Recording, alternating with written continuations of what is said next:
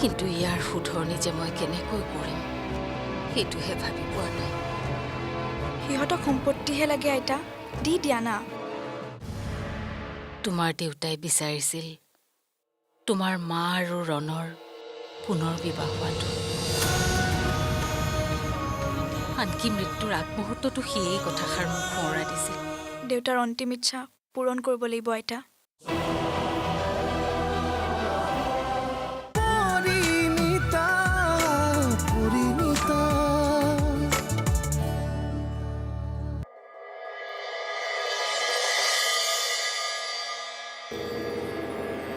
তনয়া,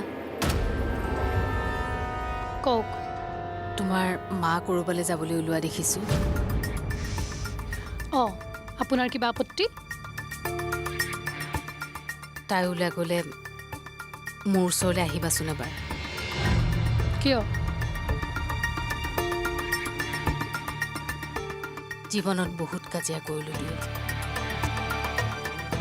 এতিয়া এনেকুৱা এটা সমাধান উলিয়াব বিচাৰিছোঁ যিয়ে তোমাৰ জীৱনলৈ সুখ কঢ়িয়াই আনে।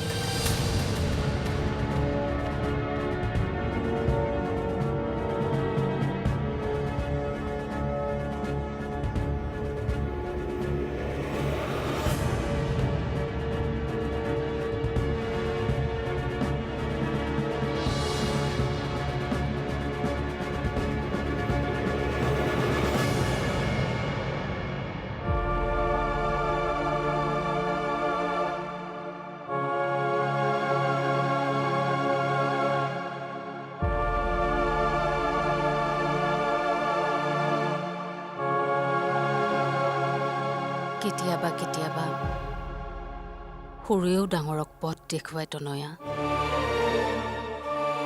যিটো ভুলক মই ভুল বুলি ভবাই নাছিলোঁ সেইটো ভুল আঙুলিয়াই দিলে মোৰ নাতিনী। তোমাক এইখন ঘৰলৈ বোৱাৰী কৰি অনাৰ মোৰ যি সিদ্ধান্ত আছিল সেয়া ভুল আছিল। আৰু এতিয়া মই সেই ভুলৰ সংশোধন কৰিব বিচাৰোঁ। মোৰ বন্ধনৰ পৰা মই তোমাক মুক্ত কৰিব বিচাৰিছোঁ। মই আজিয়েই উকিল মাতিম। পেণ্ডিং হৈ থকা সকলো আইনী প্ৰক্ৰিয়া সমাপ্ত কৰি মই তোমাৰ নামত ঘৰ মাটি লিখি দিম। কিন্তু নিবিড় ঢুক হোৱাৰ পিছতেইতো মই এইখন ঘৰৰ মালিকনী হৈছিলোঁ। কিন্তু এতিয়া মই মোৰ চৰ্ত উঠাই ল'ব বিচাৰিছোঁ। মই বিচাৰোঁ তুমি পুনৰ বিয়াত বহাটো। আৰু মই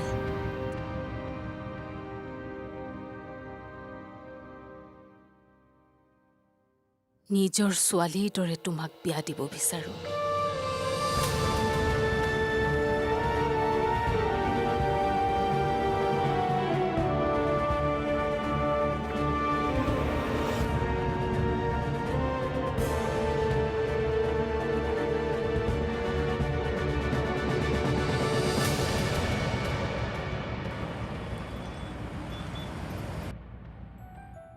সেইদিনা তোমাৰ লগত ভালদৰে কথা পতাই নহ'ল। কোৱাচোন কিয় মাতিছিলা সেইদিনা?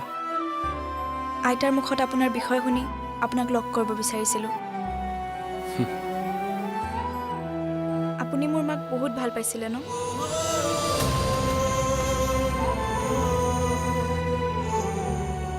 আপোনাক এটা কথা কওঁ, মোৰ দেউতাই বিচাৰিছিলে মোৰ মা আৰু আপোনাৰ বিয়া হোৱাটো।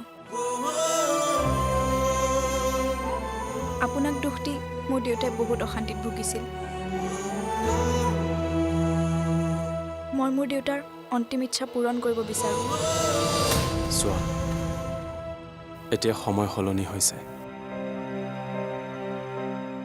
পুৰণি কথাবোৰ খুচৰি থাকি কোনো লাভ নাই। আৰু মই এতিয়া বিবাহিত। তোমাতকৈ অলপ সৰু এজনী ছোৱালীও আছে। গতিকে সেইবোৰ পাহৰি যোৱা। হৈ যোৱা ঘটনাবোৰৰ পিছত লাগি সমালোচনা কৰিবা। নিজৰ জীৱনটো গঢ়িবলৈ চেষ্টা কৰা।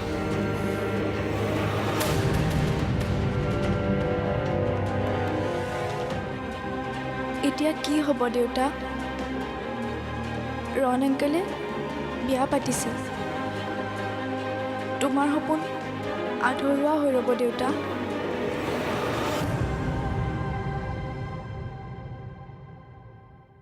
তনয়া, আজি মই বহুত বজাৰ কৰিলোঁ জান। তোৰ কাৰণেও আনিছোঁ ৰ।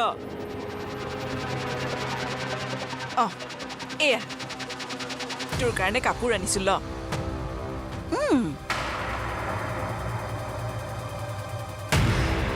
তই মোক এতিয়াও খং কৰিয়ে আছ? মা, মোৰ কথা পাতিবৰ অকণো মন নাই। যোৱা ইয়াৰ পৰা। দুদিনমানৰ পৰা দেখিছোঁ তোৰ খংটো বাঢ়িছেহে। ধৈৰ্য ধৰচোন অলপ।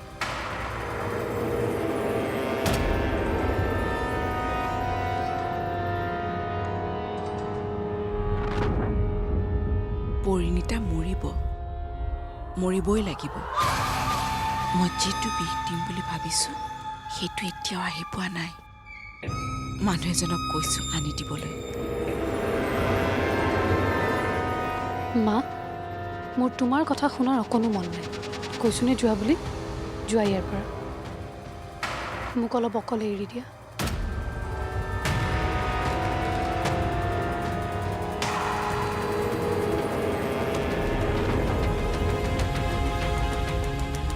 ঠিক আছে, তুমি নোযোৱা তাৰমানে? ময়ে যাওঁ দিয়া। তুমি কিন্তু পিছে পিছে নাহিবা।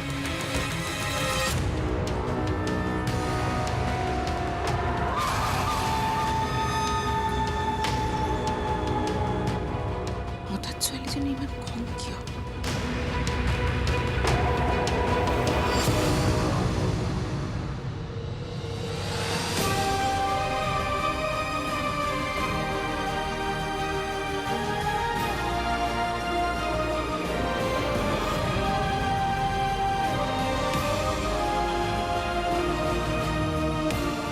আচলতে মই তোমাক দুখ দিব বিচৰা নাছিলোঁ। মই মিছা মাতিছিলোঁ।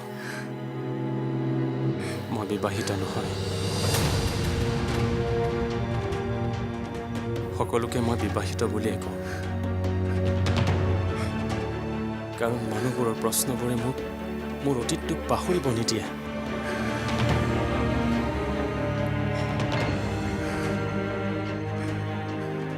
তাৰমানে আপুনি মোৰ দেউতাৰ অন্তিম ইচ্ছাটো পূৰণ কৰিব? তুমি ভুল বুজিছা।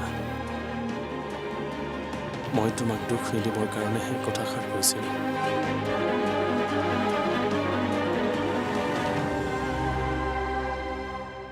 তোমাৰ কাৰণে ভাল খবৰ এটা আছে।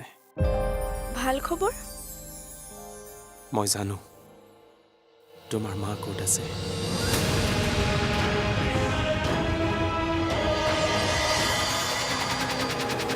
এয়া চব ষড়যন্ত্ৰ তোৰ বিৰুদ্ধে। আপুনি মোক মাৰ ওচৰলৈ লৈ বলক না প্লিজ। মই জানিছিলোঁৱেই তুমি তেনেকৈ ক'বা, কিন্তু মই নোৱাৰিম। আজি 18 বছৰে যাৰ মন নগলি, এটা চৰ্তত যিয়েটোক বান্ধি ৰাখিলে, সেই মানুহজনীয়ে নাতিনীয়েকৰ এটা কথা মুহূৰ্ততে মন সলনি কৰি দিব।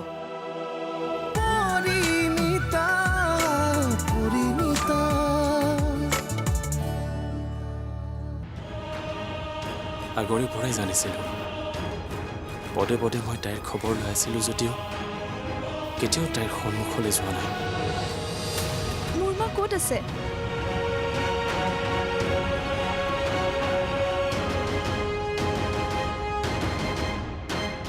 আজি 18 বছৰে অসমৰ বাহিৰতে আছিলে, কিন্তু এতিয়া পৰি গুৱাহাটীতে আছে। মোৰ মা মোৰ ওচৰতে আছে?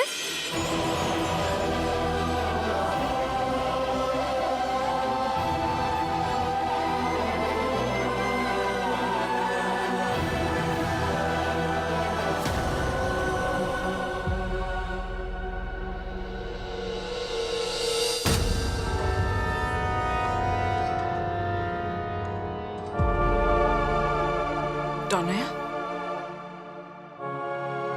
কি হৈছে তোৰ?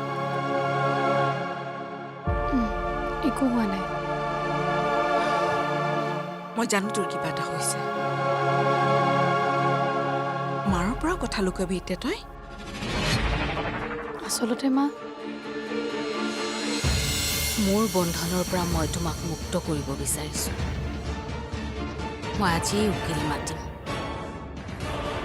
পেণ্ডিং হৈ থকা সকলো আইনী প্ৰক্ৰিয়া সমাপ্ত কৰি মই তোমাৰ নামত ঘৰ মাটি লিখি দিম। কিন্তু নিবিড় ঢুকোৱাৰ পিছতেইতো মই এইখন ঘৰৰ মালিকনী হৈছিলোঁ। কিন্তু এতিয়া মই মোৰ চৰ্ত উঠাই ল'ব বিচাৰিছোঁ। মই বিচাৰোঁ তুমি পুনৰ বিয়াত বহাটো,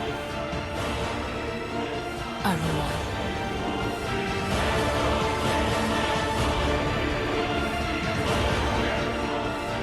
নিজৰ ছোৱালীৰ দৰে তোমাক বিয়া দিব বিচাৰোঁ।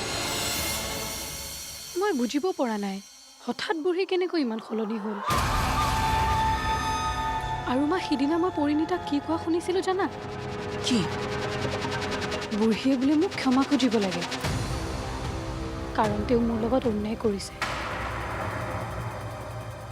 মোৰ বোধেৰে নাতিনীয়েকৰ কথাই চাগে তেওঁক সলনি কৰিলে। এয়া চব ষড়যন্ত্ৰ তোৰ বিৰুদ্ধে। জানে তই সহজ সৰল শান্তশিষ্ট ছোৱালী, সহজে তোৰ মন সলাব পাৰিব। তই ভাবিব কেনেকৈ পাৰিলি অৰ্চনা চক্ৰৱৰ্তীয়ে এনেকৈ চিন্তা কৰিব পাৰে বুলি? আজি 18 বছৰে যাৰ মন নগলি, এটা চৰ্তত যিয়েটোক বান্ধি ৰাখিলে, সেই মানুহজনীয়ে নাতিনীয়েকৰ এটা কথাত মুহূৰ্ততে মন সলনি কৰি দিব। দেখা নাছিলি আমাক কেনেকৈ ঠগিছিলে? পৰিণীতাৰ নামত কমপ্লেইনটো কেতিয়া কেনেকৈ কৰিলে আমি গমেই নাপালোঁ। মোৰ বোধেৰে অৰ্চনাই এইবাৰ বাকী সম্পত্তিবোৰো হাত কৰিবলৈ চাইছে, আৰু সেইকাৰণে এইবিলাক বুদ্ধি ভাঙিছে। এই মিছা আশাবোৰ ভুল নাযাবি তনয়া, নহ'লে একো নাথাকিব আমাৰ হাতত। আজি 18 বছৰ তই যি বলিদান দিলি, সেয়া অথলে যাবলৈ নিদিবি। ভবামতে তই মোক কামবোৰ কৰি যাবলৈ দেচোন। মই তোক কথা দিছোঁ, তোৰ বিয়া মই পাতি দিম।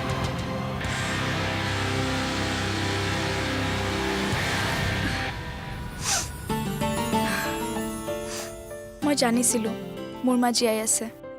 এদিন নহয় এদিন মই মোৰ মাক লগ পামেই। আপুনি মোক মাৰ ওচৰলৈ লৈ বলক না প্লিজ। মই জানিছিলোঁৱেই তুমি তেনেকৈ ক'বা,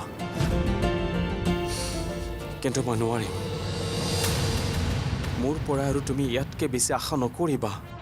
কিন্তু কিয় কিয় নোৱাৰে আপুনি? প্লিজ ৰণ আংকল, মোক এবাৰ মাৰ এড্ৰেছটো দি দিয়ক। আপুনি যাব বিচৰা নাই নালাগে, মই নিজেই যাম মাৰ ওচৰলৈ।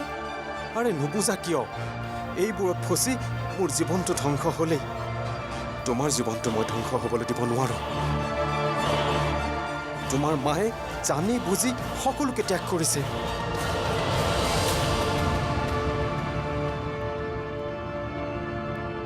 আজি ইমান বছৰে এবাৰো মনত পৰা নাই নে তাইৰ তোমালে? বাকী সকলোবোৰকতো বাদেই দিওঁ, কালৈকো মনত পৰা নাই তাইৰ। তাই আমাক পাহৰিব পাৰিছে। মিছাতে তুমি মনত ৰাখি কি লাভ? তেনেকৈ নক'ব ৰণ আংকল, মই মোৰ মাক কেনেকৈ পাহৰিম?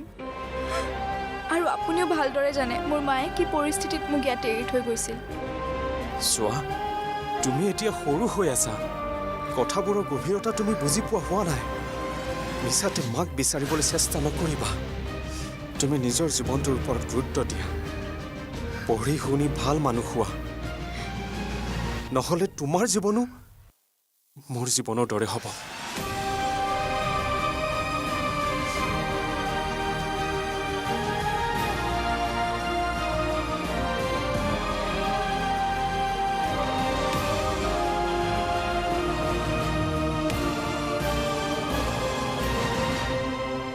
মোৰ বিশ্বাস আছিল মোৰ মা জীয়াই আছে। সেই বিশ্বাসৰ আজি পৰিণাম পালোঁ। আৰু মোৰ বিশ্বাস আছে এদিন নহয় এদিন মাক লগ পামেই। আৰু ৰণ আংকল, আপুনিয়ে লৈ যাব এদিন মোক মাৰ ওচৰলৈ। যি হৈ গ'ল সেয়াটো আমি সলাব নোৱাৰোঁ, কিন্তু এতিয়াও সময় আছে নতুনকৈ জীৱনটো গঢ়াৰ। সম্পত্তিবোৰতো তোমাৰ নামতেই আছে। ভাল ল'ৰা এজন বিচাৰি লোৱা এতিয়া। এয়া কোনো আপোনাৰ নতুন পৰিকল্পনাটো নহয়।